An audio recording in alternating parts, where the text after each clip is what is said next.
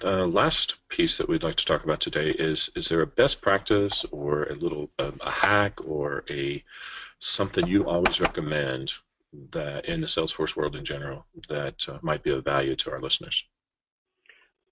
Yeah, I think so. Just maybe it's closer to one of my pet peeves that I can talk about, but you wouldn't think we'd run across this, but we do. We run across it quite often, and it can cause quite a disaster.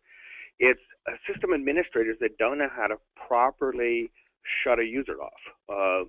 When somebody leaves a company and they want to free up that Salesforce license, you wouldn't believe the number of times we find people that go in, on this, for example, on this record here we're seeing, and they'll go in, they'll hit the edit button, and instead of, and then what they'll do is, Joe has left the company, and they'll replace Joe with Mary, and Mary, and her last name there.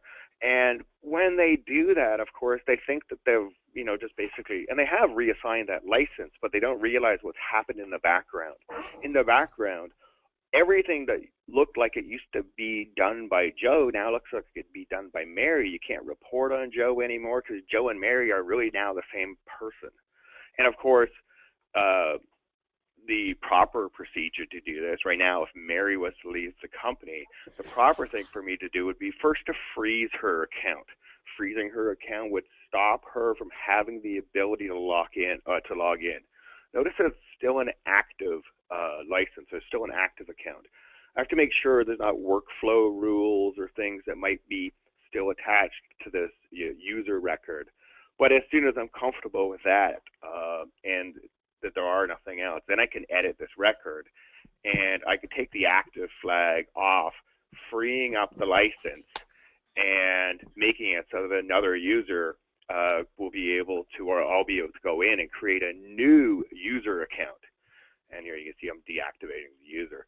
But and then what I would do now is I would go new user, and I create a new user for the person replacing Mary. So it's, it's more than a best practice. It's absolutely the way that it should be done. And if you don't do it this way, you basically lose some historical data. Oh, that's fantastic, actually. And we have seen that in the past, and then they wondered why that account was in their name or that they had calls and they just started the company. So that's Oh, it absolutely creates a mess. fantastic Yeah, it for creates an keeping the. instant mess. Yeah. There's a user accountability for a reason. So no, that's Yeah. fantastic. Thank you for that. Well, Mark, I think a couple of things we heard today. Demand Tools is available and of value no matter the size of the customer. Small to large, if there's data or large amounts of data or even just data quality issues, then it's a great idea to look at it. And you do have pricing appropriate to smaller businesses even. So don't think you have to be a giant company just to take full use of demand tools.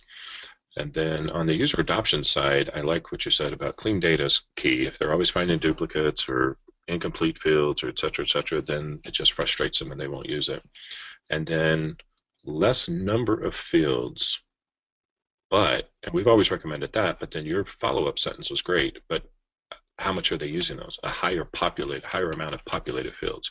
So I'm going to add that actually as I teach going forward because it's not just the number of fields, it's are they being used. So that's excellent tips there. So we thank you for that.